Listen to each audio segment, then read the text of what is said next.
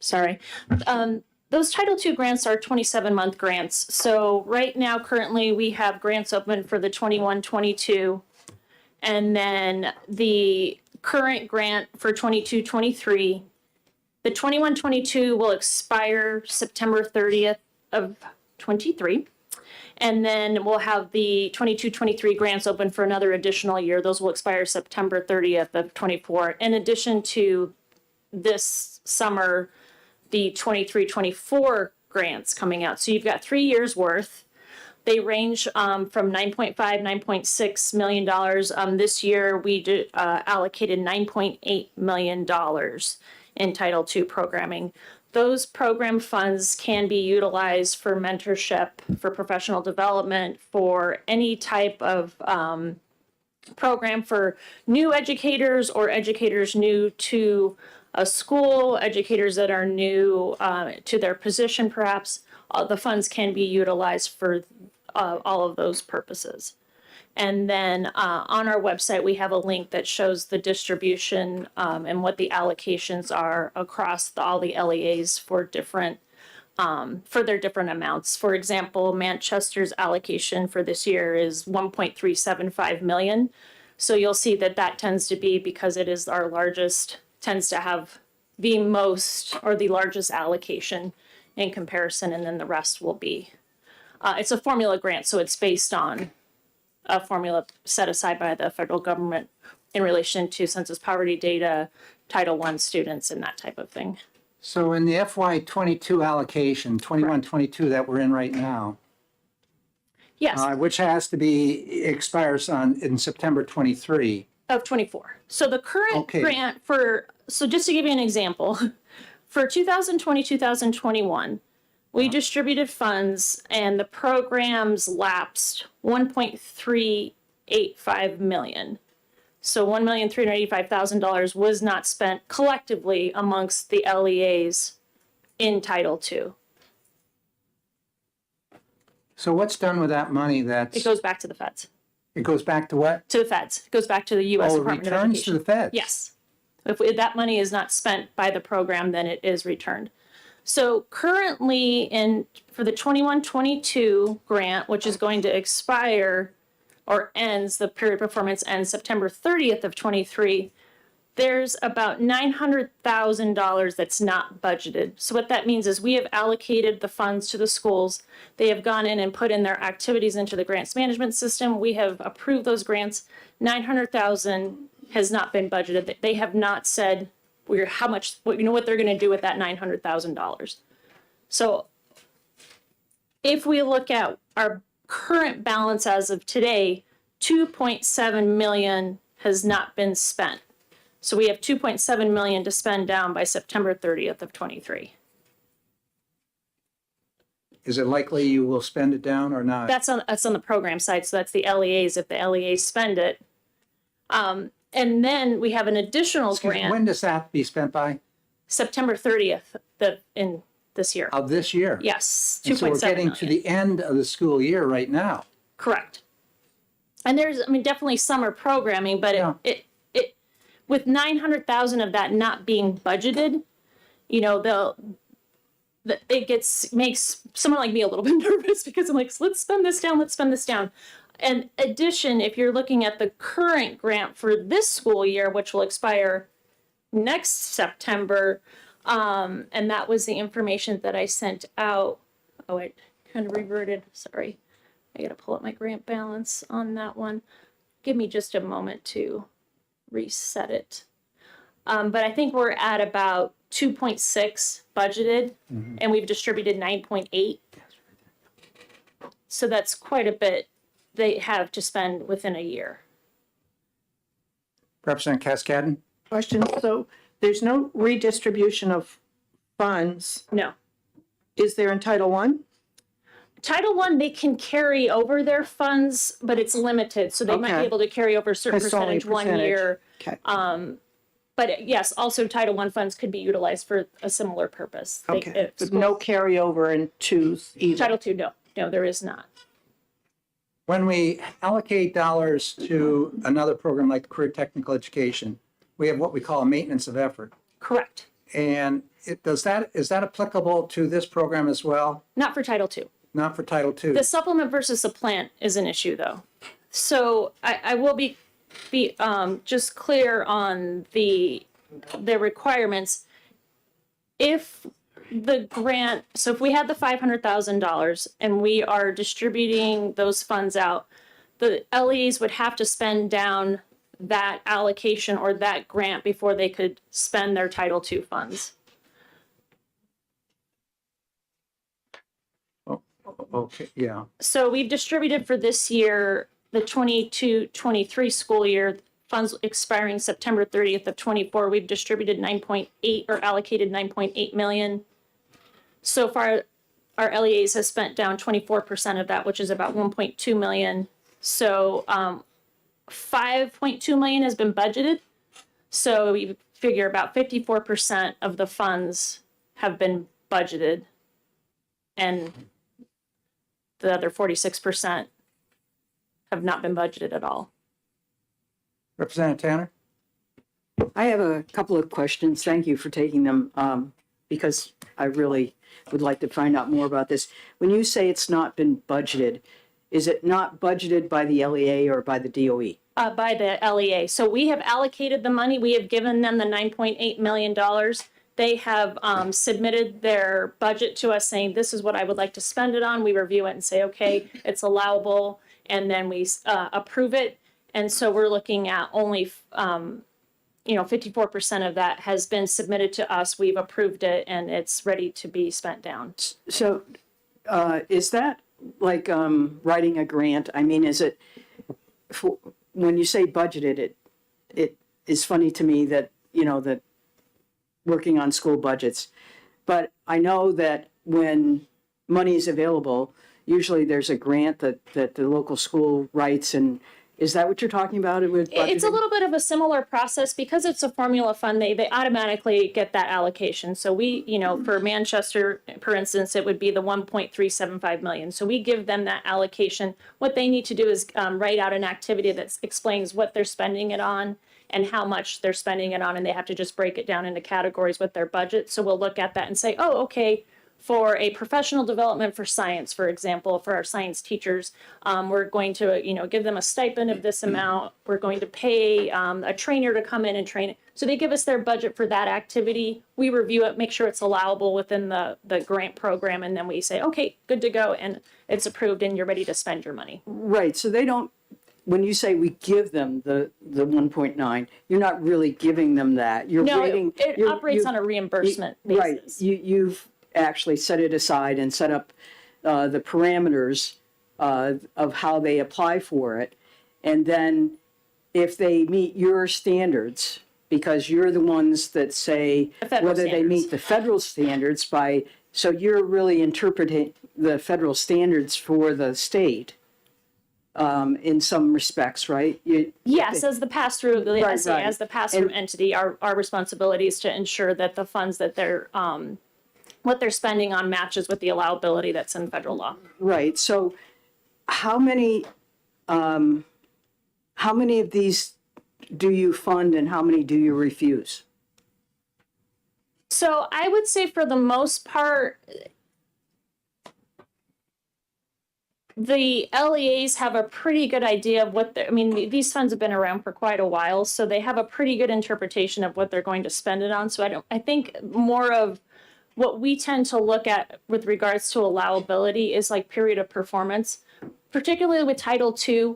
They cannot try to get reimbursed for something that's already happened. So they can't offer professional development, then submit it to us for approval after it's happened already in the past. That's an example of when we would say, no, we can't approve that because federal requirements require it to be submitted ahead of time, approved within the period of performance. So percentage-wise, though, how many are approved and how many aren't?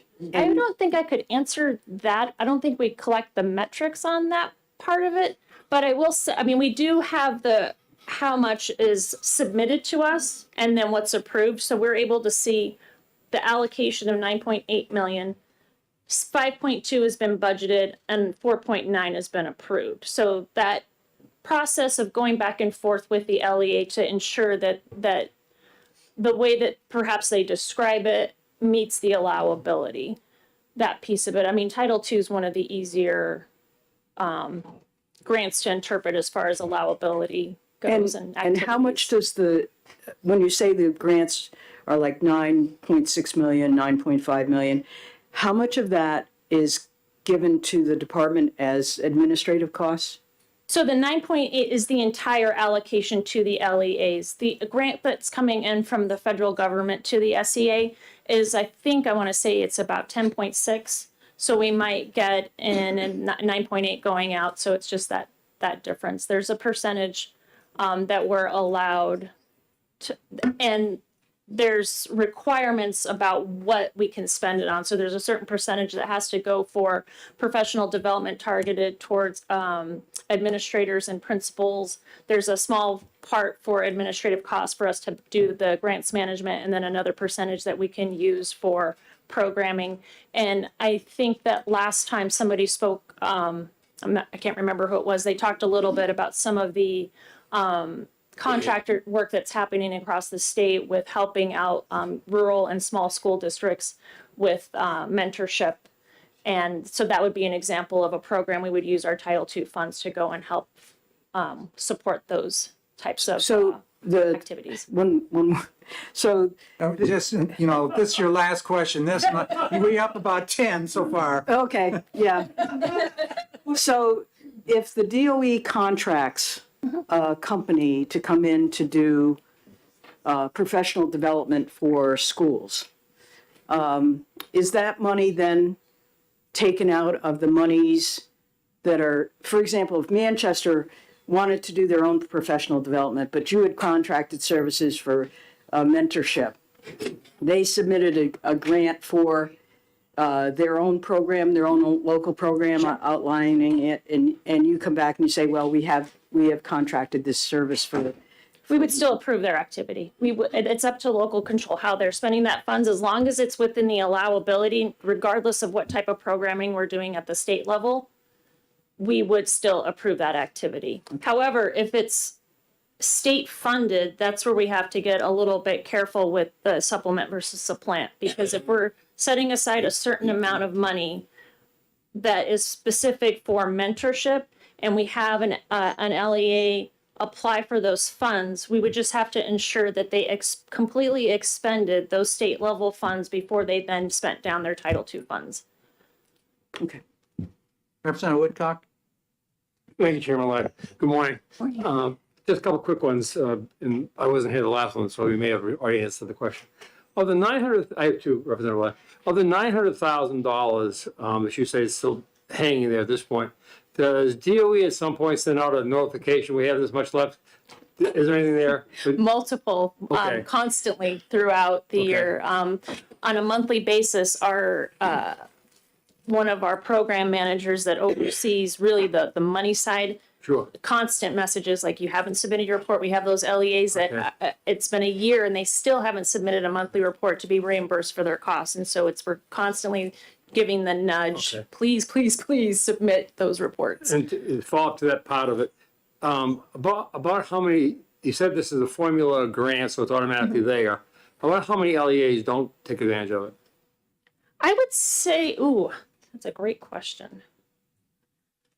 I could look at a balance here. I would say they all, for the most part, submit some sort of budget with the exception of maybe a handful. Okay. And the last question, if I may. You're going on 3. Well, she went 10. Well, you only said 2. I want to get your act together. Yes, sir. Yes, Go sir. ahead. Last one. Just a final question. The bill 218 is the early educator professional development. The Title II, I just want to be clear, Title II is all professional development. Correct. Okay, thank you. Thank you, Chairman Ladd. You're welcome. Next, Representative Belcher. Thank you, Mr. Chair, and thank you for being here for this. I just wanted to clarify from my understanding, just as far as the money part is concerned. So what this bill is actually doing is it's establishing a grant fund, and the money, the $500,000 yearly, that doesn't come from the federal government. That comes from state taxpayers, but it's matching Title II funds. Is that, So the way Correct. I interpret it is that, you know, there's this part in there about the local match or the Title II match. The part that I guess is not included is that those local funds or those state funds would then be required to be spent down before they could touch any part of their Title II funds. I don't think when this was drafted, that was necessarily known. But that's the piece we'd have to be clear about, is that anybody applying for the grant, if it were to be established, they would just have to spend these funds down first before we could put in your allocation into the grants management system for your Title II funds. I mean, they could still possibly budget those funds, but we wouldn't be able to turn around and pay out until they completely expended any of the local or the state funds. So if, let's say they're using their state and their local funds to match that state grant, those would both have to be spent down before they could touch the federal funds.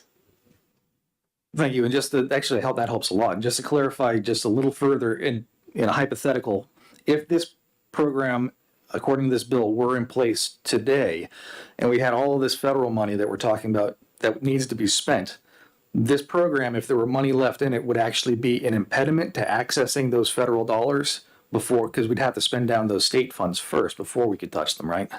So I think that, and I would have to get in touch with my federal partners for my understanding.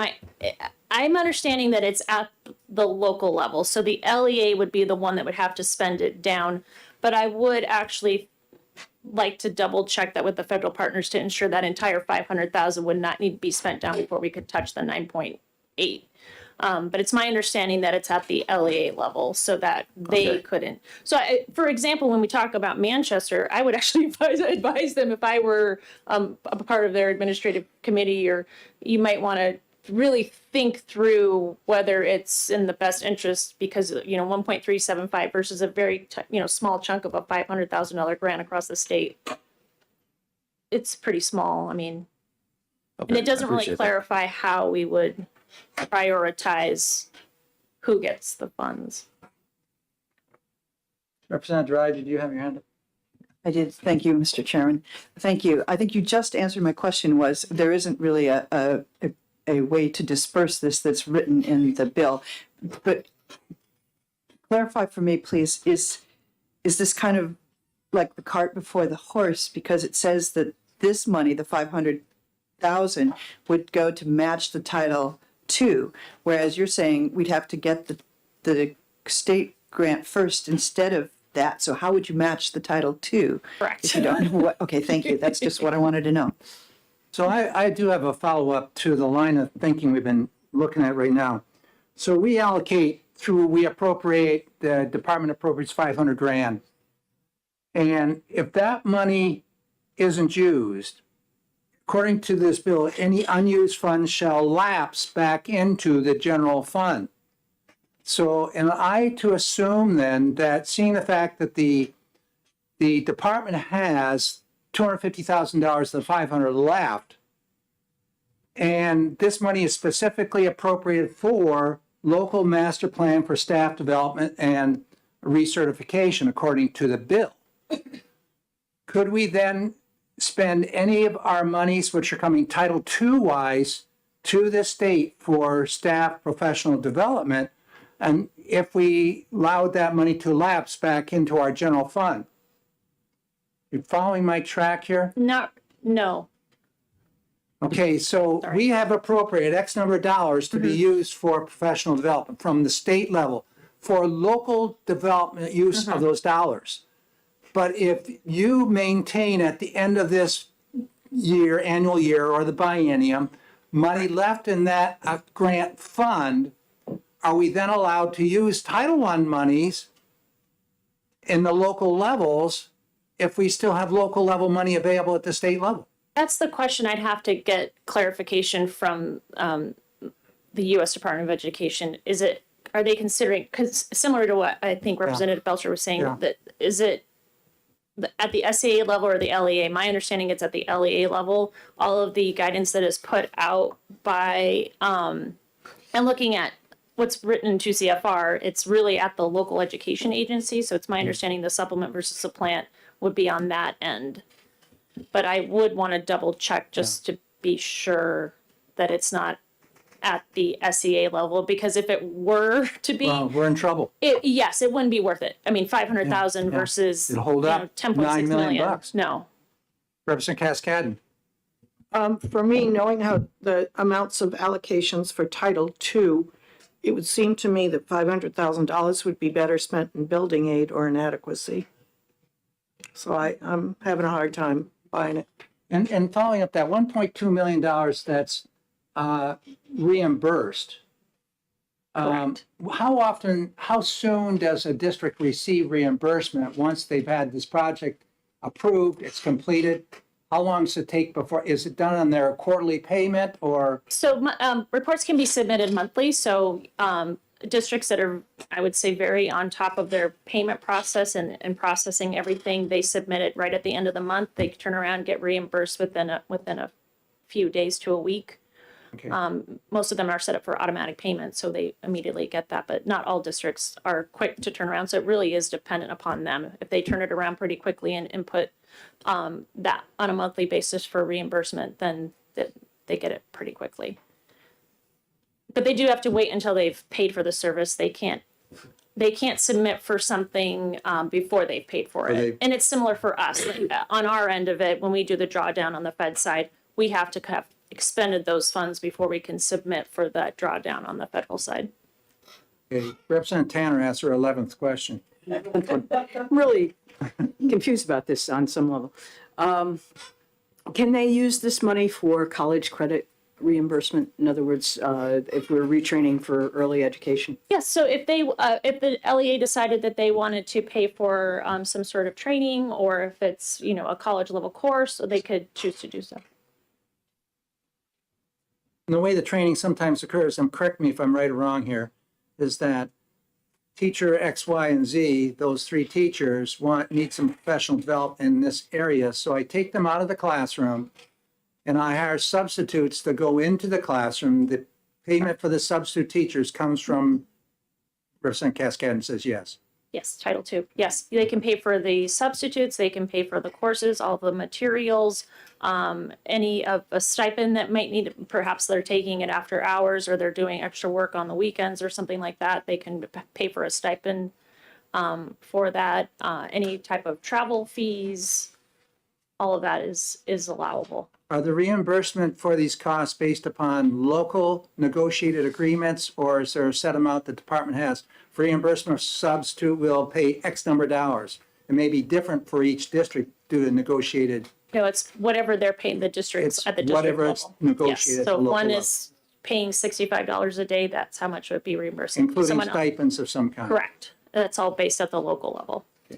Well, I mean, we do look at reasonableness. So if we get some sort of request and it's, $1,000 a day for a substitute, we might take a peek at that and say, can you give us some more information as to why? But we've never seen anything quite like that. Thank you. Representative Luna? Thank you very much, Mr. Chair. So I just want to try to get a little bit of context for this. So currently, I think you said the state distributes about $10 million in Title II, is Title IIA? Title IIA, yes. Title IIA grants. And about 1.9 of that might go to the Manchester School District. 1.375 this year. 1.3 or one. 1.375, and then they will have about 37,000 of that will go to the equitable services portion. So Okay, that part of right. it is not really theirs to choose from. Sure. But then after that, the rest. Sure. So again, just trying to put that in context of approximately a $10 million Title II grants, about 13 to 14% of that goes to the Manchester School District. They've got about 8 or 9% of the state's educate about 8 or 9% of the state's students. So that's it seems reasonable. Correct, and the formula does consider So the question is, if if on top of the approximately 10 million in federal Title II, another 500,000 was to come from the state, how much of that do you think would be going to Manchester? How much of that might be going to, you know, the Ware School District? And do we think it's really out of the question that they wouldn't know how to spend that money, or that money would get stranded, or something like that? I mean, it sounds like Title II is still going to be the lion's share of the funds that local school districts expend on professional development. So I was just wondering if you could sort of, you know, if Manchester's getting 1.375 from Title II, how much do you think they might get, you know, proportionally speaking, out of the 500,000, and how much would a smaller district, you know, conceivably get, you know, proportionally out of the state portion of the grant? So looking at the proposed legislation, it doesn't really say how to distribute the funds or how to base that. So I actually don't know how we would Sure, do but that. let's say if it was competitive- even done proportionally, though. If it's done proportionally, even then it done would probably be similar. proportionally. If we were doing it based on the Title II formula versus per pupil, I think that would determine a Okay. difference, because the Title II formula also has the consideration for, you know, poverty data, Title I students. Sure. Well, So- not to boil the ocean, but just finger in the air, back of the napkin, back of the envelope, engineering, design. Manchester would see maybe $50,000 out of the $500,000, maybe. I'm not sure. Oh, well, I mean, maybe it's, let's say they got all of it. Let's say they got all $500,000 of Okay. it went to Manchester. Is it inconceivable that a school district with 13,000 kids and how many teachers? 1,000? Would not be able to apply $500,000 in professional development over 1,000 teachers in 1 year? I mean, are we really thinking that this money's not going to be used, or somehow is going to be stranded? You know, particularly in the context of how much every district, including Manchester, including Ware, including Hopkinton, is spending on professional development using Title II.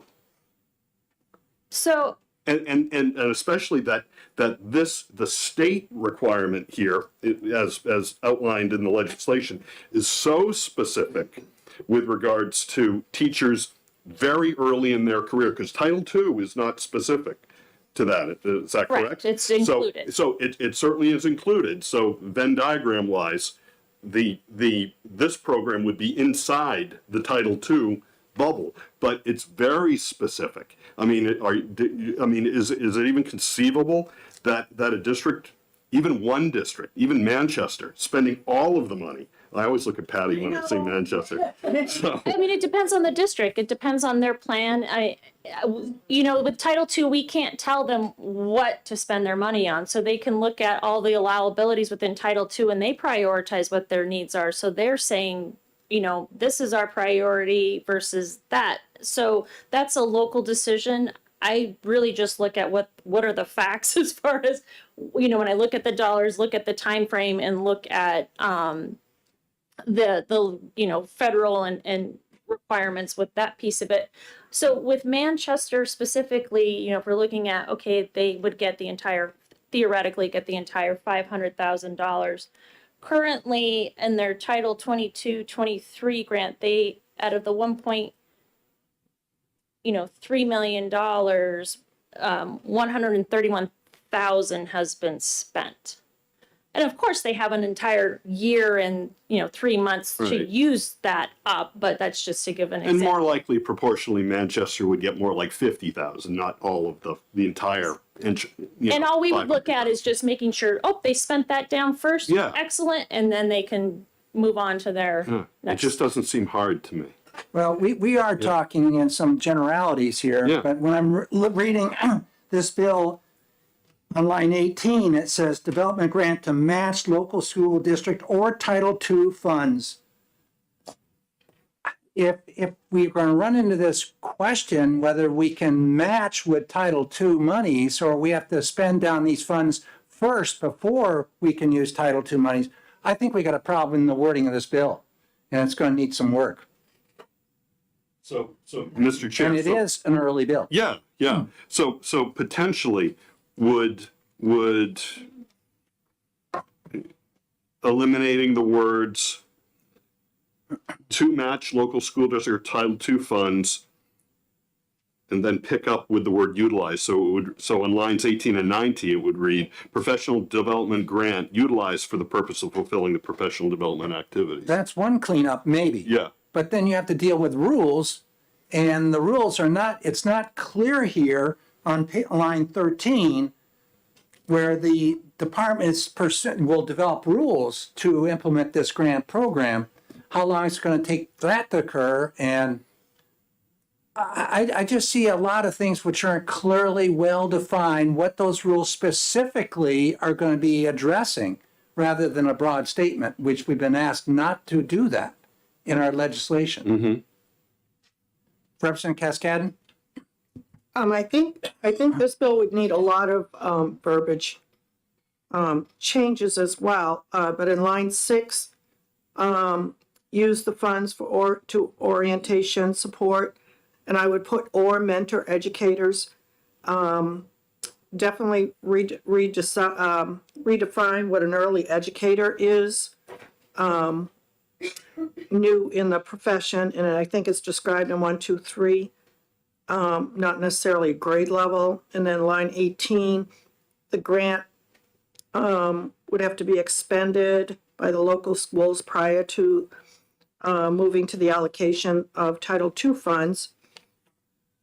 Plus, my question now is, if I'm going to set up a mentor program and these funds are going to pay the mentor a stipend for that mentoring process, how sustainable is this?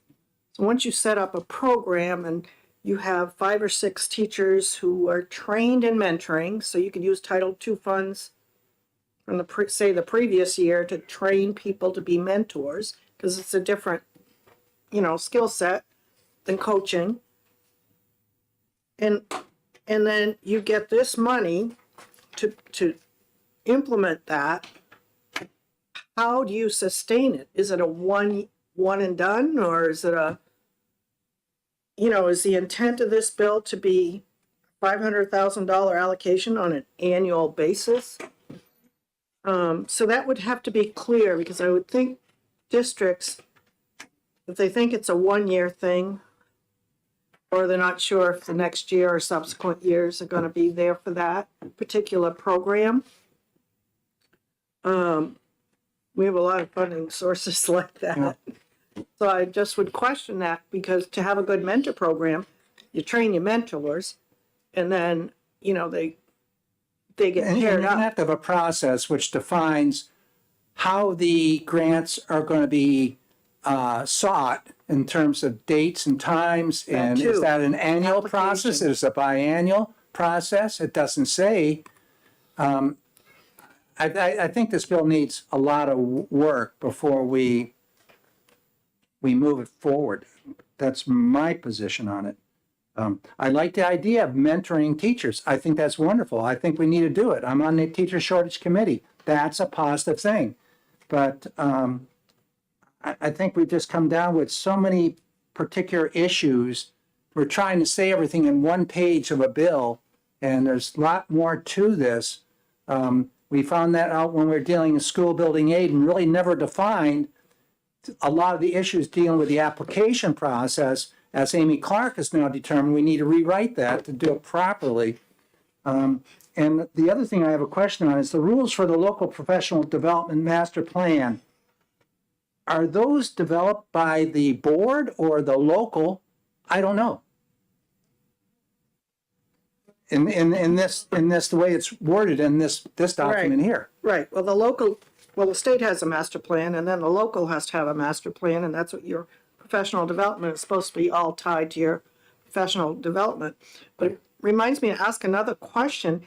If there was money set aside by the state specifically for mentoring programs of new to the district or new to the profession teachers, would that be enough separation from the Title II so that they could be used simultaneously? Do you know? Because that would make another difference. I don't think so. I think when it's something that's allowable within Yes, yeah, it's in the, it's in, I'm looking at the two-way PESA plan and it's got teacher mentoring in there. And mentoring, of course, yes, very valuable. All I want to speak to is operationalizing the legislation as it's written and potential decisions that maybe need to be thought about as far as allocation. You know, is there priorities that the study committee has looked at, certain areas perhaps that those funds need to be targeted towards school districts that perhaps get a small, pretty small Title II allocation perhaps? Or is it schools that have, you know, when I think of, we have school districts that have a lot of new teachers consistently. Would it be better served towards those districts because they end up doing a lot of that mentorship and training, and then those teachers end up going to other schools, and they, you know, I've talked in talking to some of those superintendents, they're like, we just kind of embrace that's who we are. We have a lot of new educators. Is it better served that way? I think there's just a lot of questions. And maybe the, Go ahead. maybe that, the title should be changed with the specific intent of schools applying for money if they wanted to initiate a mentoring program within their district. I don't know if that, and then I don't know if it can be sustained through Title II. And I would suggest maybe a name change as well. New Yeah. educator, professional grants instead of early educator, because early educator in the education world indicates preschool teachers. preschool. Or early childhood education. What kind of accountability does the department have that the professional dollars used for the Title II for development at the local level are being used appropriately? So we do that first initial review. So an LEA will submit their activity to us, describe it, give us their budget for what they're spending it on. So we review it initially for that allowability. Once it's approved, and then they submit, you know, once the activity has been complete, they're submitting a monthly report that reimburses them for the costs associated with that activity. And then through monitoring, we have the fiscal monitoring. Bureau of Federal Compliance does monitoring, and then we also have programmatic monitoring that is done. So we have our staff that will go into a district and say, okay, it said, you know, in your activity, you're going to spend these funds on this. Can we look at some of the evidence to support, you know, the implementation? And it could be meeting minutes, it could be training manuals, it could be a variety of things. So Thank you, we go Melissa. and check that in Are there monitoring. further, Representative Luno and then Representative Lucas? Thank you very much, Mr. Chair. I just, I'm worried that maybe we're micromanaging this too much. And you know, I think it has been, at least in other committees that not standing committees, but study committees and things, that really we try to operate legislation at the 30,000 foot level, and rules comes down more to the ground level. And I think the way this bill comes out is that it does I think provide the department with at least three standards with which to establish this type of program. And I guess my question to you would be, does the department collect data that would give them the ability to look at an application and determine whether a school district has in fact the need to provide this sort of professional development because they've got a lot of new teachers that are new to the profession, and I guess I don't know what if the department has access to this data, but anecdotally from my time on the Hopkinton board, we got a lot of teachers from Franklin. And I'm not sure, and I'm looking over at Becky Wilson because she was employed by the district. I don't think we had that many teachers who were new to the profession in Hopkinton, because they were always coming out of Franklin 3, 4, 5, sometimes 15 years into their profession. So I'm thinking a grant program like this, Hopkinton probably wouldn't even apply for it. But I can imagine that there would be a lot of districts across the state who would find that this would really be beneficial because they're seeing such turnover that that providing some sort of training and development for their new teachers might result in teachers staying there for longer or maybe even for their career. And I've been told that's a good thing for school districts not to have, you know, such dramatic turnover every year. It's good for school districts. It's good for education. Good for learning for the students.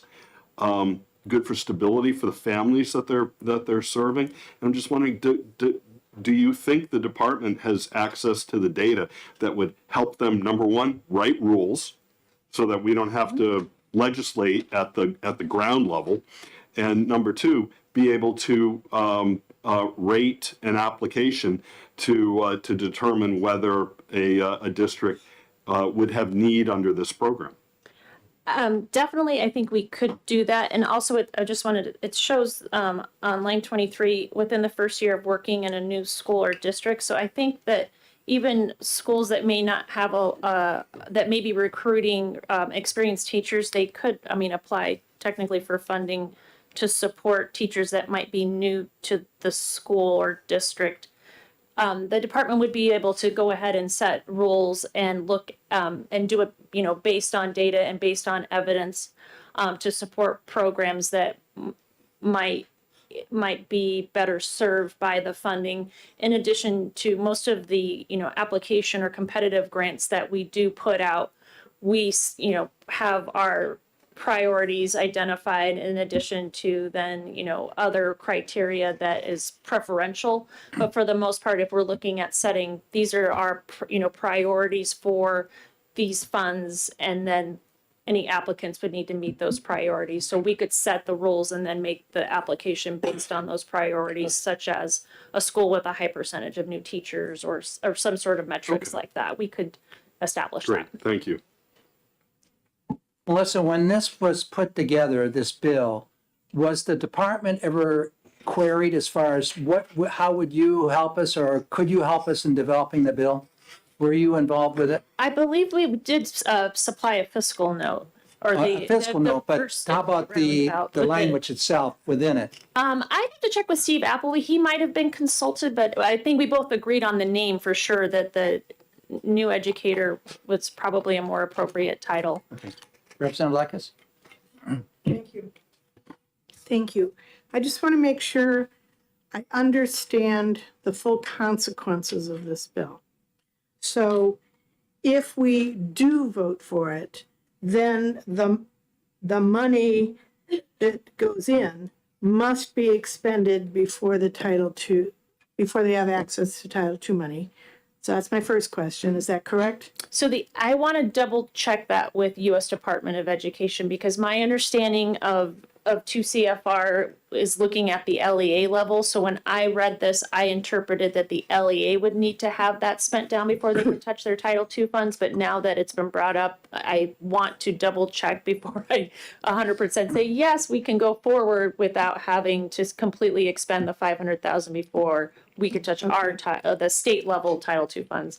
So And then I do want to. the flip side of that is, if we don't pass this, the school districts could use the Title II money for mentoring and Correct. other stuff as it is now. Title II, Title I.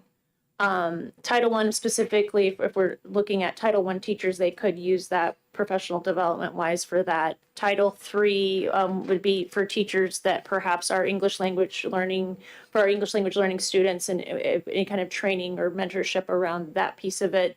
You could use, what was the other one I was thinking of? I think that might just be those two. But again, it's, at the local level, absolutely, to determine what their priorities are and where they see, because they have to look, of course, across all of their various programs and their needs of their district and look at whether it makes sense to just carve out the fund specifically for mentorship. I completely understand that it's hard for them to, make those choices at times. Okay, I want thank to you. thank you, Melissa. Sure. We have another bill which we have to do some discussion on. Are there any last questions yes, Representative Myler? Just a point, I think you need to realize that the study group is around beginning teachers and retaining teachers. And this also, as Melissa pointed out, does talk about the retention question. Because we heard testimony that when teachers move from one district, experienced teachers move from one district to another, they still need a mentor. Because it's a whole cultural thing that new teachers to a district need to understand the procedures, the policies, the forms they've got to fill out. So I think that this bill does address that issue too, as well as the new teacher. And I apologize, I just remembered what I was thinking of. Special education funds, so IDEA funds can be used for mentorship of new special education directors or special education teachers that are maybe even new to that. I just had an email come in from Dr. Appleby. He was not consulted on this bill. Representative Dry? Thank you, Mr. Chairman. Just a total change of subject. There was in the Senate hearing talk of a contract that we currently have with the state of Colorado for virtual mentoring that was $469,000. Where does that money come from, and who does that affect?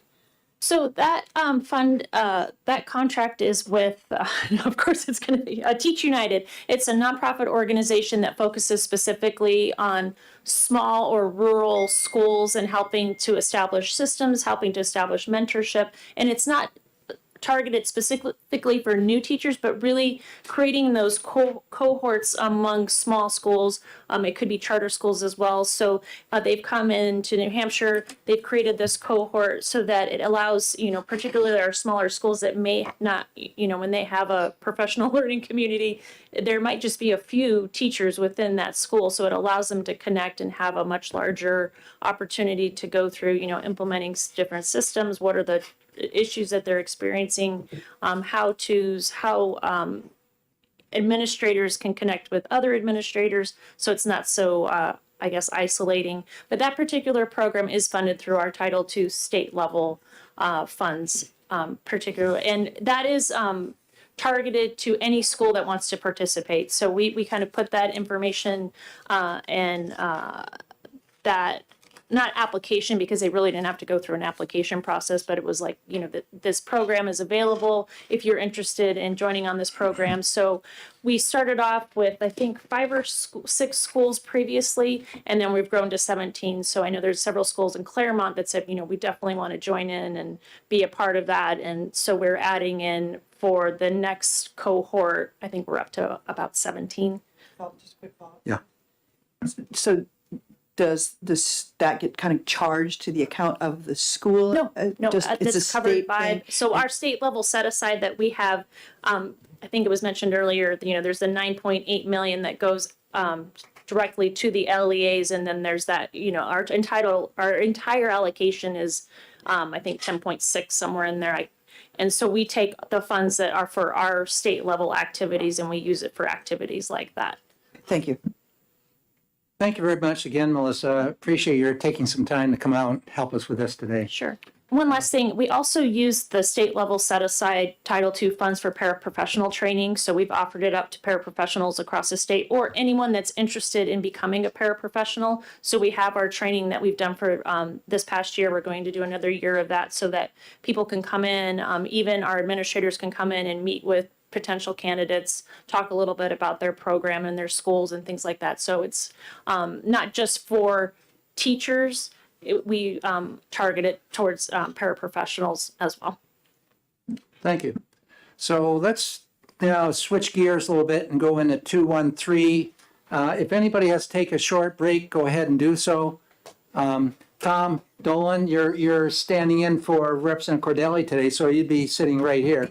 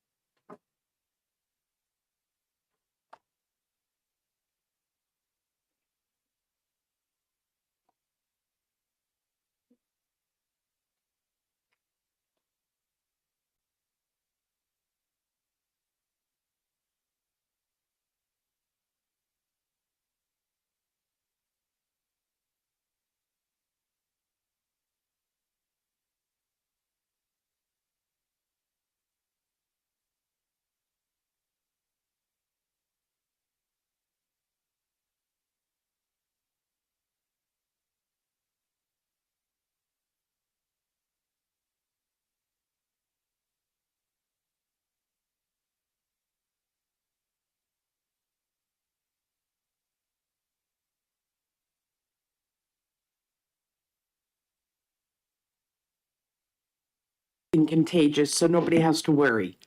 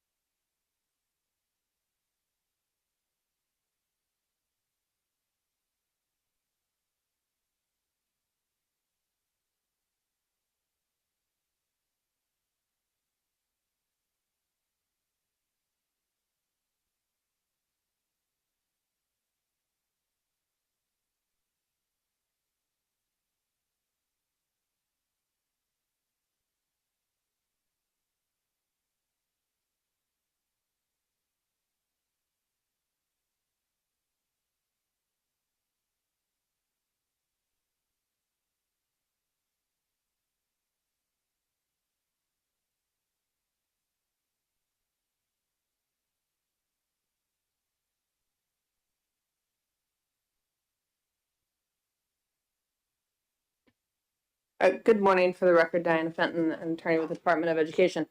I think having the amendment to the definition of social media account would help to flush this out a little bit.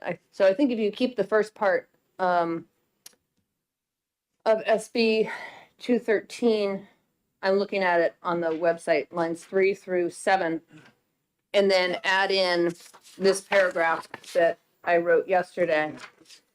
I think that way they won't conflict with one another.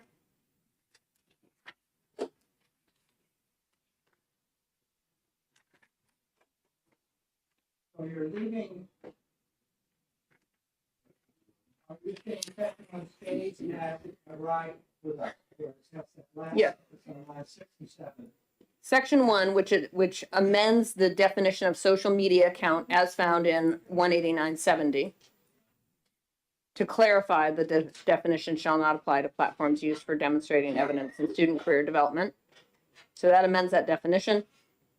And then this section 2, you replace that, so that's effectively lines 8 through 15. You replace it with what I provided to you yesterday, and that would amend 18966. And instead of creating a new section in 18966, I simply added that language to the enumerated provisions. So if you look at 18966, Roman numeral 4, make sure, or sorry, 5. Ugh. It's a lot of numbers thrown around here. Each local education agency shall develop a data and privacy governance plan, which shall be presented to the school board for review and approval. So the thought was, if it's part of an ongoing plan that the district does and gets approval from the school board, you just add it to those enumerated provisions. So we added in F, which would be students participating in career exploration, or CTE, may with parental consent register for technology platforms. So is that the same as Waters, but 5F instead of a new Roman 6? Very similar. No, I think it's like, It's It's not identical. where is it It's- different? The concept is similar. So Waters was amending 18970. No, 18966. In Watersville, it says the student's program of study. No, but No, I'm Waters has an In the amendment, amendment, talking Waters amendment. I'm talking about 1237S. program of study. No, I mean, I think it's very, But now we're saying it's an approved program of study, approved by the CTE, the instructor, etc. okay. Yeah, I think So that's, it's not anything, yeah, that makes a lot of, nails it down to Yeah. CTE. yeah. But I mean, it's essentially on the same concept as what Waters was talking about. And then putting it in 5F as opposed to creating a new Roman 6. Correct. Yeah, that makes sense. We didn't want to cull it out as its own section for fear that it might contradict with 5, and so we wanted to embed it in 5. But Representative Luno, to your point, it's very much just we took the concept, we just massaged it a little bit and figured out how to make it a little stronger. And put that one word, approved. Yeah. Yes. That's good.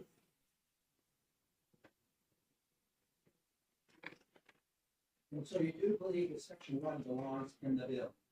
Because I have 2 amendments coming, one which is this last part that you did. Yeah. And another one coming with a section 1 as it came to us from the Senate with section 2 that you did. I would suggest keeping in section 1. I think it strengthens the definition, and it would alleviate any potential that it would conflict with section 2. President Marcus, you had an amendment here. What's different about yours? So mine basically, You have a copy of it? I have it, yes. So it's 1619H. hang on, I have too many in front of me.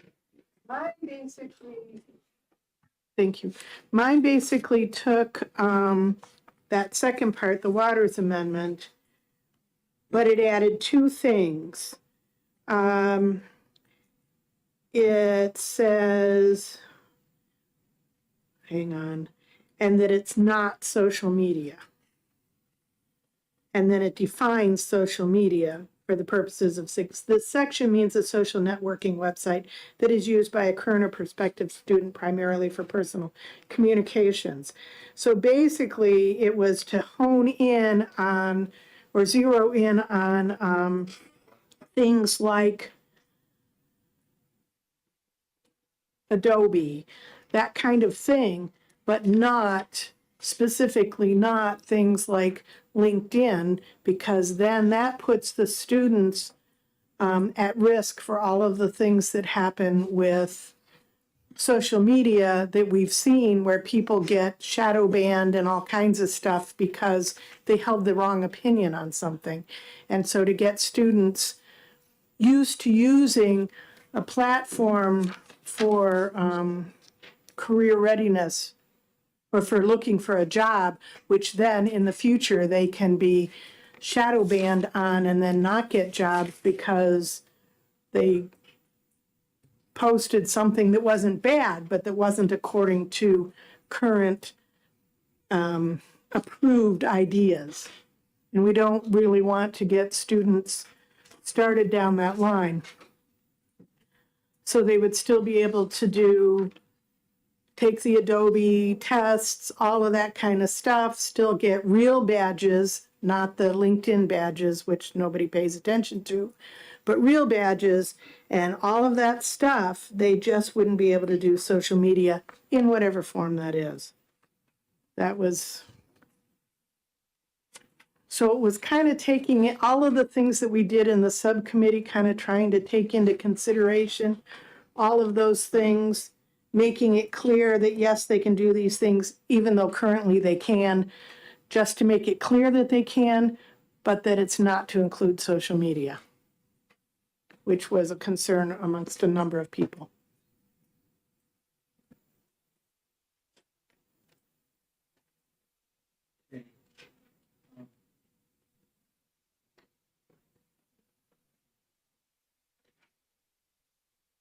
By putting social media in this section alone on 18956, this amendment adds that terminology into this, whereas that traditionally has been held back for 18970. Does this cause some confusion? I think it has the potential to, yes. Not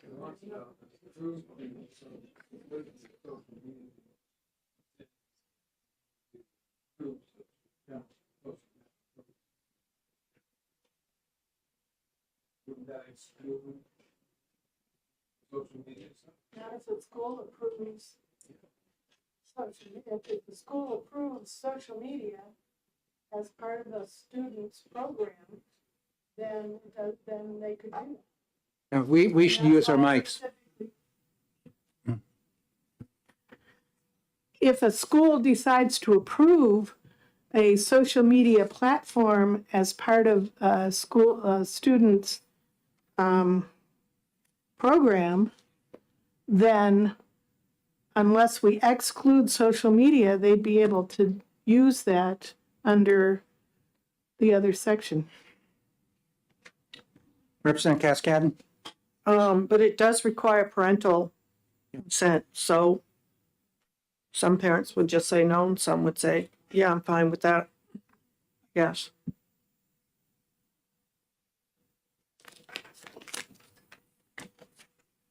But it doesn't have, with the other amendment that Representative, yeah, I've elevated you again, not the general, but. I appreciate it. Thank you, Attorney General. Attorney General, there you go. No, It thank doesn't you. have the word approved program of studies in there, which I think is very important, that the program be approved as part of that CTE career exploration or CTE program, which the amendment you crafted does have that terminology in there. I like the approved, but who approves it?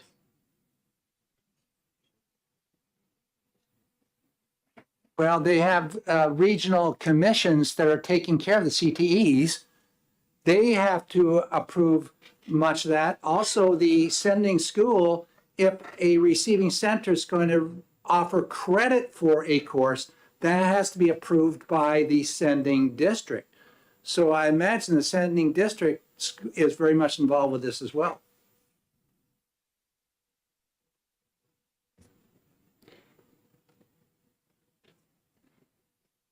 Any further discussion on, we have several amendments, possibilities here in front of us. Representative Myler, you We still have Representative McDonald and Belcher.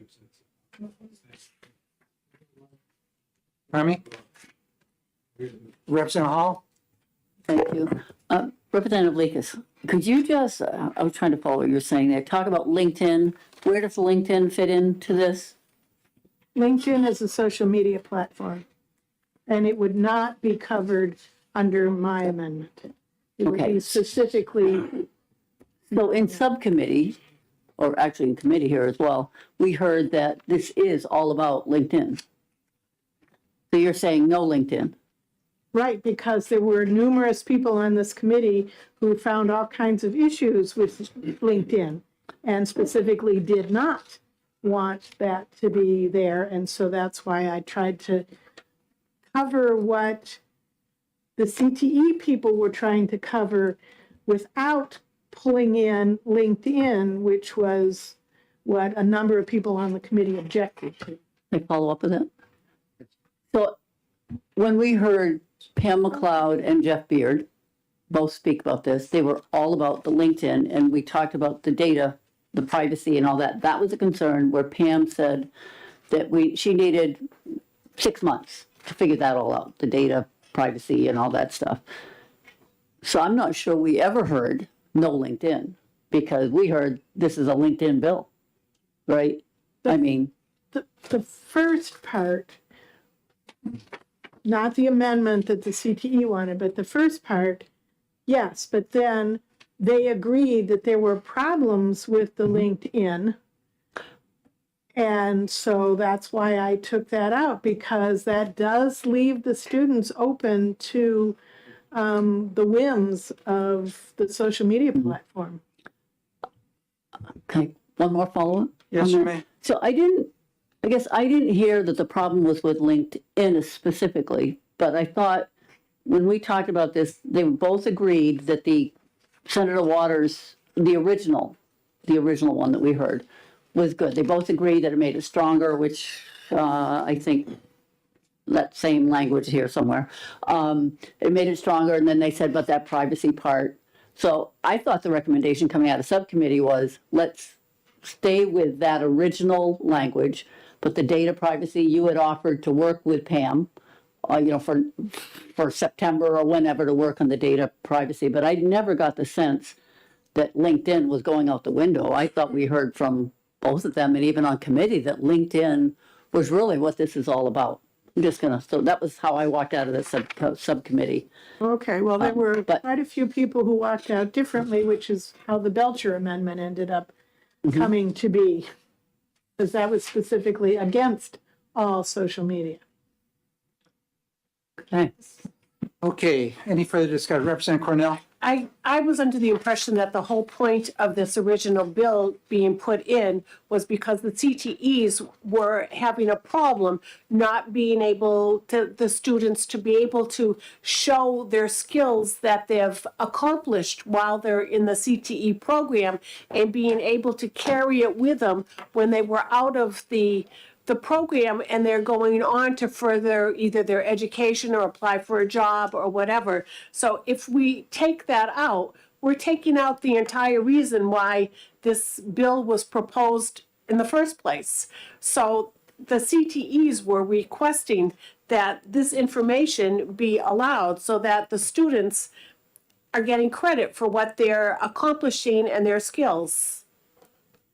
And that reflects what I have in front of me here from Dr. Beard, from Jeff, And he said, I agree. And if it's possible, amending RSA 18966 would address the issue we've discussed of CTE teachers and students finding it difficult to access industry-recognized credentials assessments and industry standard tools such as Adobe Pro and SolidWorks in the CTE programs. That's communication which we have. And was Jeff Beard, has he worked with you on this amendment? That, The one that I drafted yesterday. Yes. I sent it to Jeff. He's reviewed it. I didn't have a long conversation with him, but he is aware of what we drafted, yes. Rick? Yes. The CTE part of it was the Waters Amendment, which is what is in my amendment. It's the part that lets the CTE do all of those things with all of those places where the kids are getting trained on. Like if they have training on Adobe, they can use the platform, they can take the test. That is a permanent badge that they have. The badges, that was one of the things we had discussed, the badges in LinkedIn are not really recognized by industry. This allows them to do the ones that the CTE was asking for. And so that's why that's all in there. Because that's what that's what they wanted. I think they were specifically asking for LinkedIn because it follows them to their job afterwards when they apply to say, I've learned this skill. So I do think, and going to the CTE advisory committee that I'm on, I hear the CTE centers for the past 2 years complaining about this recent law that was put in that prevented them using this. And it's keeping the students from using their skills when they're going further on. So this specifically was put in to do what it's now going to do with Attorney Fenton's amendment and Senator Waters' original one. And I think if you take out social media completely, it doesn't do anything of what the CTEs were asking for. Representative Belcher? Thank you, Mr. Chair. Just to reiterate from the subcommittee, some of the testimony that we did receive on this bill. Yes, this bill, colloquially known as the LinkedIn bill, was in fact designed to get students onto LinkedIn and other such social media sites for the objective of obtaining digital badges for job seeking and whatnot. We also heard testimony that in current law, there is nothing prohibiting programs of study within CTEs or schools from doing industry recognized standardized testing for things like Adobe. The only thing they're looking to do is to get onto LinkedIn, wherein you can take not industry recognized quizzes to obtain badges that show, theoretically, that you have some level of knowledge in a certain topic. And this is used for job searching and whatnot. And yes, you're 100% correct. I believe that is what CTE was trying to do, was to get people on social media and LinkedIn. That is exactly why I crafted my amendment, because I think that is totally inappropriate for about a half dozen different reasons. We heard testimony that this would subject students to the terms of service of third-party social media sites. That means whatever whims they may have, they are subject to those terms of service. I specifically brought up the idea of hate speech. If they have something they say that, and kids say stuff, the testimony we received is they want teachers to be able to direct students on how to not violate hate speech rules and terms of service. I don't think that's something we should be worrying about in school. We have a constitution. We're not subjecting kids to third-party terms of service. We also heard that this opens up kids to potential predators because we can't monitor the private activity of private messages. And there's also some data privacy issues when it comes to this. So that is exactly why I put my amendment in place that would totally preclude not industry recognized standards, not CTE anything, just the use of social media. Isn't your train of thought here overriding the authority of a parent? This says with written parental consent, and from the school district side, it's an approved program of study. So you have both the school district saying this is what's going to be done with this program. And you have the parents saying, Johnny has, or Susan has my, consent to pursue this using this technology platform. So I think that what we've done through the amending language that the attorneys, both of them, have put together here for us, I think it captures everything that we need to capture. If I may just respond to that. We also heard testimony, and I would agree, there's nothing prohibiting students, if they want to, from obtaining these social media platform credentials and accounts on their own outside of school. You don't have to do this through a school curriculum. All you have to do is sit down and take a quiz on your computer, and you earn the digital badge. So if a student has received the requisite training in a school curriculum to do that, they can simply go home, log on, and get the badge. But this also has language within that bill which is saying as used as part of the students. So if they're at school, they can do this. It's part of their approved program with parental consent. I don't see a problem with that. Further discussion? Okay, anything else on this bill? Yeah, Rick, I think I heard you say that you have an amendment that preserves section 1 and then creates second. Takes the attorneys and plugs that in. In section 2. That's as coming section to 2. us somewhere along the way. Right, and that would be Roman 5F per the language that you had in the draft that you put together with Diana, and That came from, and it had the word Diana. approved program. Yes. All right, great. Yeah. Representative Mylan? Yeah, no, so we've heard from Representative Lakis, we've heard from Representative Belcher on their amendments. We have not heard from Representative McDonald, who also has an amendment here. So to complete the look Yeah, at this thing, I think Okay. Representative McDonald ought to speak to her amendment on this too. Thank you. Okay, well, Go for it. thank you. I'd like to say that the discussion we've been having about the amending language that you, Mr. Chairman, worked with Attorney Fending on, I think it's important to add an approved program of study because that's saying that the program itself is approved by the school. But what my amendment would address is how the social media platform would be used because, like it has been mentioned, there's data privacy concerns with third-party contracts. The school board or the school administration would not have any control of these third-party contracts, but they can in their school say how these platforms should be used.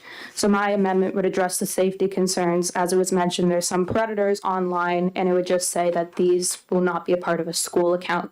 But it does not prevent a student in any personal account from interacting with these people, so they should choose, but just recognize the school's not the place for a kind of a safety infraction.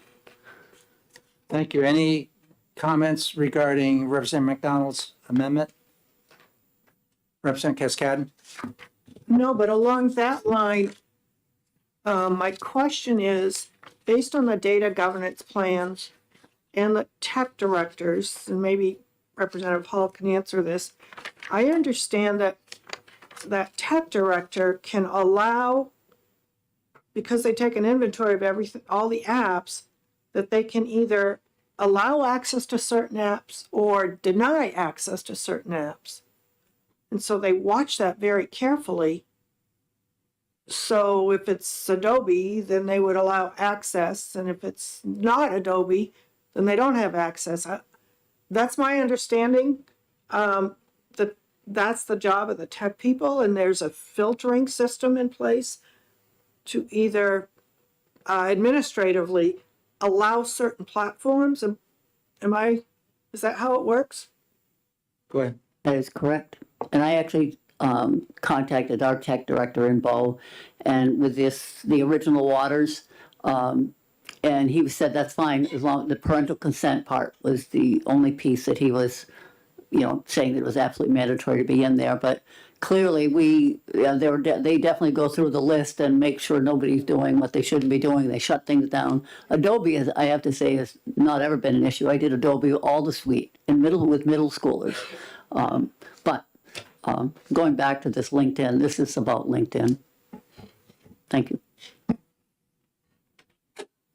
Hey, Representative McDonald, your amendment's referencing 189:70 and doesn't mention anything about parental consent. Is it your intent that parental consent belongs in there somewhere, or should it be referencing 189:66, not 70? And then I also have the question, what is an influencer? Okay, yes, my amendment does have the intention of my amendment is for parental consent, whether that be coupled with something else. As for the placement of it in the RSAs, I added a sentence to the original bill. My amendment arose prior to these subsequent amendments. So if it is felt by the committee is better placed in a different RSA, then that's totally all right as well. And as for an influencer, that would be someone using social media for the point of making a career of social media, when the intent of CTE is to develop careers in industry recognized credentials and social media as a career itself, as opposed to not being used as it should be as a tool to help someone's career, as opposed to social media is the career. And I think that's really not the intent of the bill, but as worded, the bill itself has nothing to prevent something like that from arising, which there's obvious safety concerns with that. Representative Hall? Thank you. Representative McDonald, I'm just curious, does adding the approved program of study, does that fix the problem with social media influencers? Since that's probably not in the program of study, would that kind of take care of that in your Again, mind? I do think that's a step in the right direction, and I am supportive of that amending language in addition, because like I said, that would have a lot to do since we cannot prevent social media platforms' third-party contracts and how their terms of service operate. My amendment just aims to be the school's oversight of students and how students use the platform, so I still think it would be necessary. Thank you. Representative Whitcock? Hey, Cheryl, just a simple question on the program, the information that Attorney Fenton provided that you passed out a few minutes ago. Is, Rick, is there a specific amendment number attached to this, or this? There will be, they're doing it right But as same we're speaking. It's gonna be the same thing? They have exactly the Okay. same sheet. They're Perfect. going to give us two Okay. amendments, one without section 1 and that piece you have there. Right. Okay. Or with Perfect. that piece. Yeah. And the other one is with section 1 and that is section 2. Thank you. You're Thank welcome. Representative Lekis? Can we do yet another amendment that adds her language to section 1? And your language to section 2?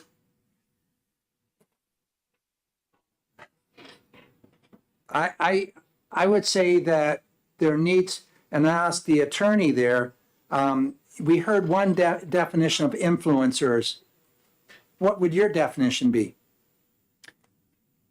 She's a lot younger than me, so I'm gonna go with her definition. I'm not gonna. Very good. I'm not gonna try to one up that. I don't know if it's necessary because of the way it's structured, and I'm interested in your thoughts on this. But if you put it into the way it is now in 18966, and it's in the approved program that's submitted to the state board, or not the state board, the school board on an annual basis, and that's what's provided for in the law, and then it has to be part of an approved program of study. I wonder if that addresses your concern, because I understand your concern, and I think you're right. It's a good idea to include it, but I think there's a couple layers of protection there. That's just how I look at it, and again, I'm going to defer to you on what that definition is. I appreciate you saying that and for your work in drafting this amendment. In terms of my amendment, it's my first time making an amendment. If the definitions are unclear, I think we have talked about combining amendments anyway, so we can clarify the language if that's the issue. I still do think there is some necessary component to this that is missing if my amendment does not address the safety concerns. I think adding this as approved program of study is very important. Yes, do that. But in addition, there's nothing as the amendment is written that would prevent uses of other social media platforms. The intention is LinkedIn. It was colloquially referred to as the LinkedIn amendment, but there are numerous social media platforms that theoretically could be involved, and I just want a standard to be recognized in this bill that would prevent other social media platforms for a non-safe purpose.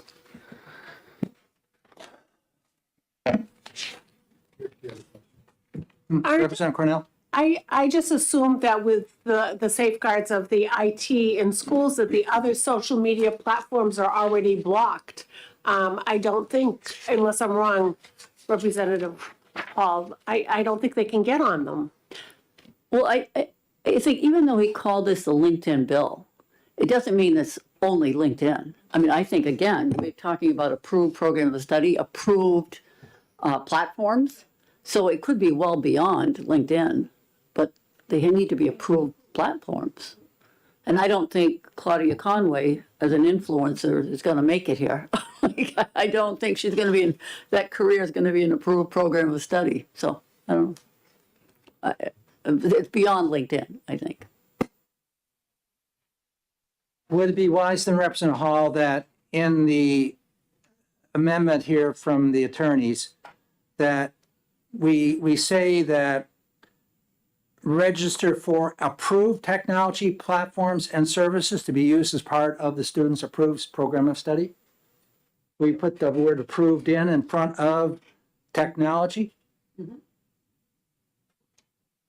So that would give another layer of acceptance by the program and maybe deal with some of the safety. Pardon me? Isn't that already in the program stuff?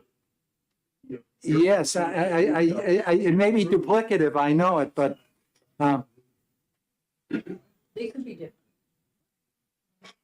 Representative Damon? So I think that's actually a good add because I don't read that as the same thing. Approved technology platforms versus approved program of study. Those are two different things. I think we could put approved in there twice. And I also, if I can separate point, go ahead. Yes, go ahead. It's important to look at this in the broader context of a changing landscape. So we're colloquially calling it the LinkedIn bill, but you know, tomorrow or next year or whenever from now, there'll be other platforms, other social media. So we shouldn't be looking at it only through the lens or concern of LinkedIn. Okay. Further discussion, we got to move on here. I think maybe we're closing in on it. Thank you very much. I also wonder, just very quickly, and I agree with Representative Damon, it's so hard to legislate technology that is constantly changing. But I wonder if the concern is perhaps addressed if you look at 18966 Roman numeral 5 in its entirety, look at those enumerated provisions. We're all focused on F because that's what we've drafted and that is the amendment. But if you look at A through E, where they talk about an inventory of the software applications and the digital tools, is it addressed, or can one of those pieces that's already enumerated, can this committee add to that to add in that platform, if that makes sense? I think what I'm hearing is there's a lot of language that's agreed to. There are very little areas that are not agreed to. It might be worth taking a highlighter and highlighting the parts that we all agree to. I'm not a member of this committee, but this week, this group, and identifying what is already agreed to, because there's a lot of consensus. I think the disagreements are pretty minor. But I think if you look, I would encourage this committee to look at what's already enumerated. It might already be encompassed in there. And perhaps that could be added to if you feel that it's not sufficient. And looking at item B here within that laundry list, A through F, B has standards set by the department. That must mean DOE. Yes. And does the department have standards for these software application, digital tools, and extensions? I don't have that list off the top of my head, but I would assume that we do, that we have it. So then what we're talking about being an approved technology platform may already been done by the department. I can look into seeing if we have that list, but I think when you look at that section, you can't just look at it as F. I think you have to look at it in totality Yes. because it's part of a broader policy. Further, yes, Representative Eckes? Can you explain to me what it is in the first section that that causes you to want us to leave that in? The first section, That last sentence that was added by the sentence there, this definition shall not apply to platforms.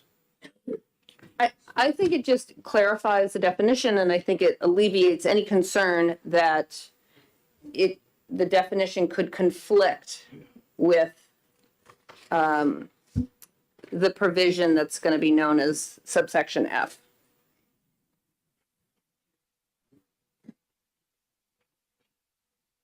Okay, further, thank you very much. My pleasure. Thank you. So this will conclude the work session we have on this bill, 213. So we've completed both of the work sessions, and we're getting now ready down here to the executive session for 218 and 213. However, we do not have amendments yet from one of those.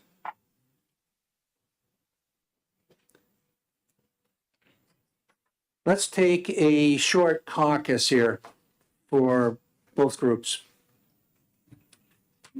The question I would have for you on 213 or 218, is it best to retain that bill for further work and information as we received from Melissa this morning?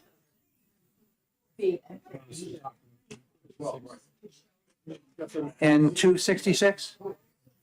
Yeah, you can go ahead and talk about 266 too. I notice we have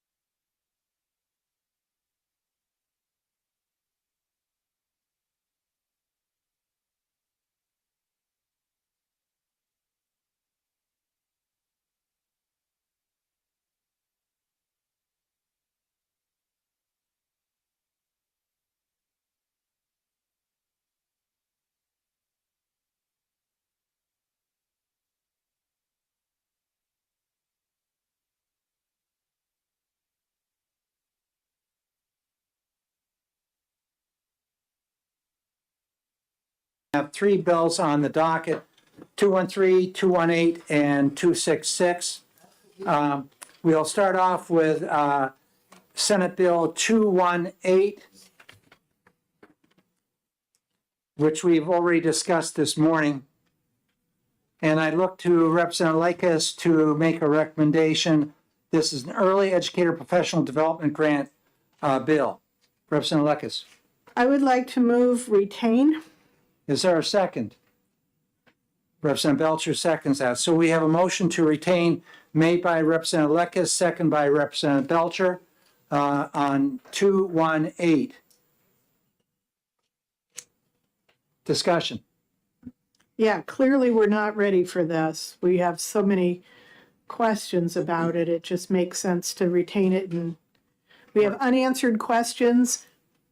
It's an early bill. We need the answers to the questions, and we don't even know where we stand if we do pass or we don't pass. So we should just retain it and wait until we get the full information. Representative Belcher, do you have any further comments? I would just say that we really need to get clarification, especially on whether this bill would essentially swap out new tax funds from New Hampshire taxpayers for federal tax funds, not in addition to, but instead of, and that would be a loss if we were to do that. Any further discussion on the bill? Not seeing any. Madam Clerk, would you please call the roll? Should I call Representative Dolan first? Well, seeing we have a, yes, go ahead. Okay. Representative Dolan, you're going to be. The motion is to retain Representative Dolan, Yes. Representative Lekis, Yes. Representative Belcher, Yes. Representative Dry, yes. Representative McDonald, Yes. Representative Noble, Yes. Representative Petterdell, Yes. Representative DeSimone. Yes. DeSimone. Okay, thank you. Representative Myler, Yes. Representative Cornell, Yes. Representative Tanner, No. Representative Luno, Yes. Representative Woodcock, No. Representative Hall, Yes. Representative Balboni, Yes. Representative Cascadden, Yes. Representative Damon. Yes. All right, there are 15 yays, 2 nays, and 2 not voting. Thank you very much. 2 absent. 2 absent, thank you. Yep. 15-2. Oh, wait a minute, Representative Ladd, sorry. Yeah. Go back to the program. Yes. 16, yeah, it didn't add up, thank you. Thank Okay, you. it should add up Let me now. do that. 16 votes yay, 2 nay, and 2 not voting. Thank you very much. So we will retain that bill. The next bill on the docket today is Senate Bill 266. I look to Representative Petternell for a motion. I move I move retain on Senate Bill 266. Is there a second? I'll second it. Okay, 266 is up. Representative Petternell, do you have any discussion on the bill? Well, as we know, this bill is a huge amount of work. We've had several work sessions, and I don't think our work has even begun to come close to conclusion on this. So we certainly require more time to come to an agreement on this important bill. And I'll just add in as the maker of the second, we've had a number of work sessions on this bill, Senate Bill 266, over a period of days. And the bill itself, the side-by-sides are over 40 pages in length. And we've gone through and it deals with Chapter 193, ECH, etc. And there's a lot of work in there, a lot of questions, and it will take much more time to filter through and try to come up with a recommendation of moving forward or not moving forward with this bill. So I also support the motion to retain. Further discussion from the committee. Madam Clerk, would you please call the roll? The motion is to retain Representative Dolan, Yes. Representative Lekis, Yes. Representative Belcher, Yes. Representative Dry, yes. Representative McDonald, Yes. Representative Noble, Yes. Representative Petternell, Yes. Representative DeSimone, Thank you. Yes. Representative Myler, Yes. Representative Cornell, Yes. Representative Tanner, Yes. Representative Luno, Yes. Representative Woodcock, Yes. Representative Hall, Yes. Representative Balboni, Yes. Representative Cascadden, Yes. Representative Damon, Yes. Representative Ladd. Yes. 18 votes yay, no nays, 2 not voting. 2 absent. No, not voting. I said absent last time and you told me not voting. They're not here. Okay, the next bill we have on the docket is SB 213. Before we go, I would just like to thank Jennifer for all the work she did on 266. And we're not done with it yet We're not either. done. And we're gonna Thank you. continue.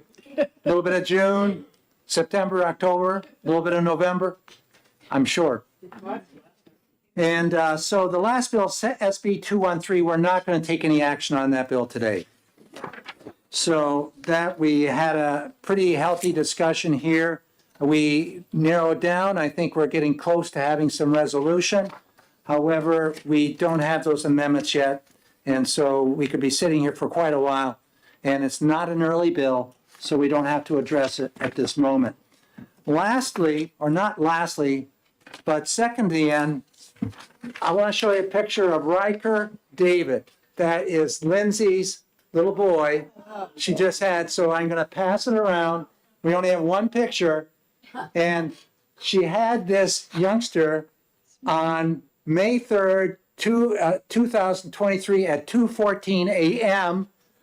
That's today. And here she is already up with her youngster. Pass it around. And then we'll go both ways. But that's just remarkable. And she looks very healthy, and little boy is just fantastic. So now we do have one other issue on front of us here. We have received from our clerk's office a bill which has been sent to us from the Senate. Here it is over here. Some of you have probably seen these sheets before. This is on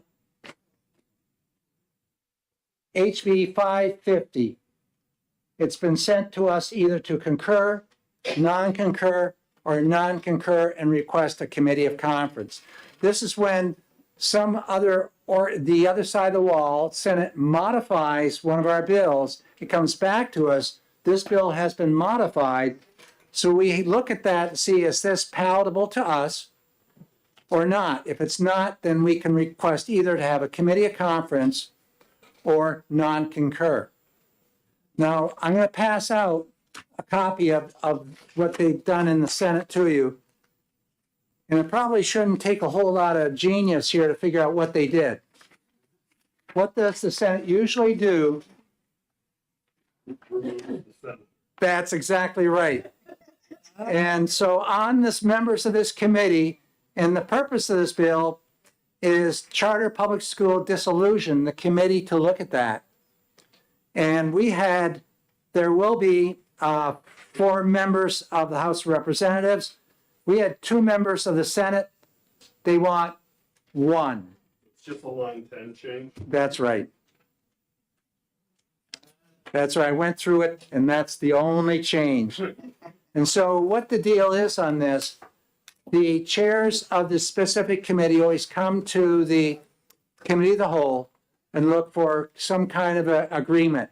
I don't have to do that, but I've always done that. I know Representative Myler did that. Representative Guile did that. All the representatives have previously done it through our chairs. And so I'd like to see a show of hands for those that are supportive of the Senate amendment, and that we would concur and not request a committee of conference.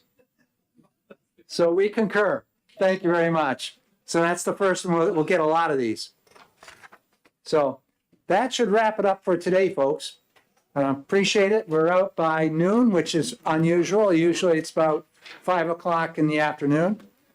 And so the rest, yes, Representative Cascadden. Have we gone through all of the Senate bills at this point? No, we haven't. We're sitting on top of one today.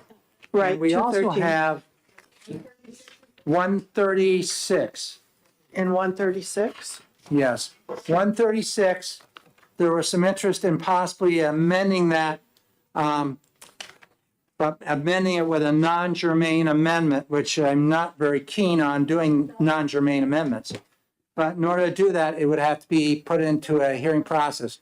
I want to talk with some folks which are not here now that are reference that bill. So 136 is a bill that prohibits the employment or volunteering or of a revoked or suspended educator.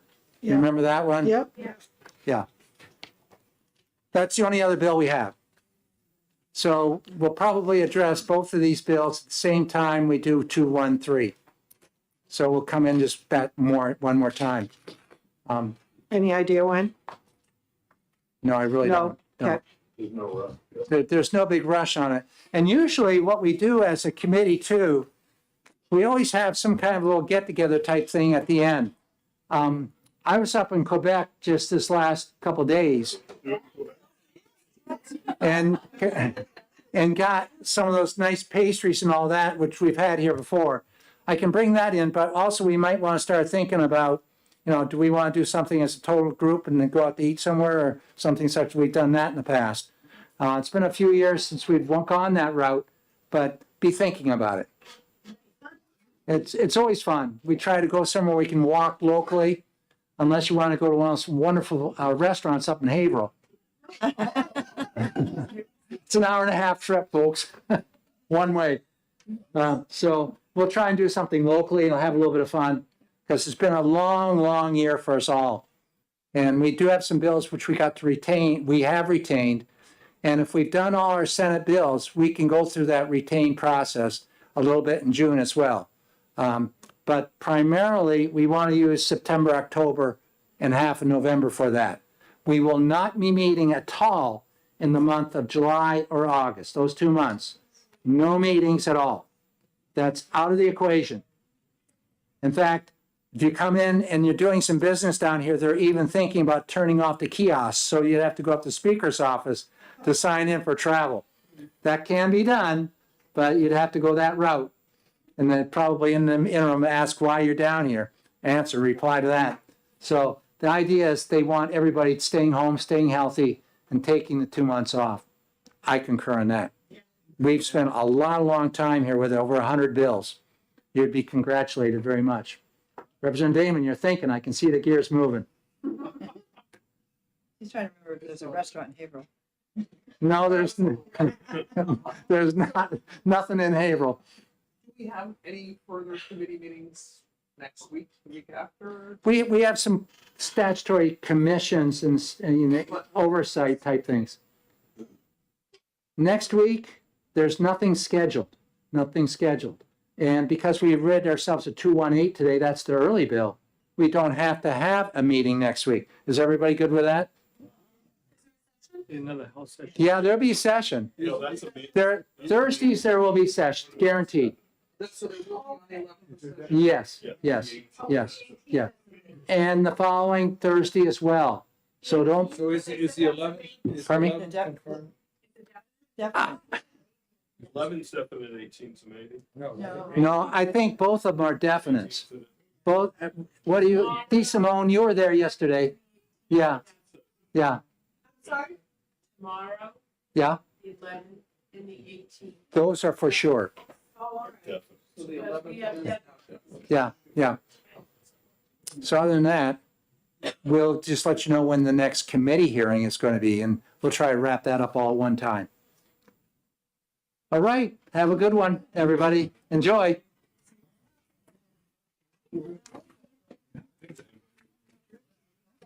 Yeah. Some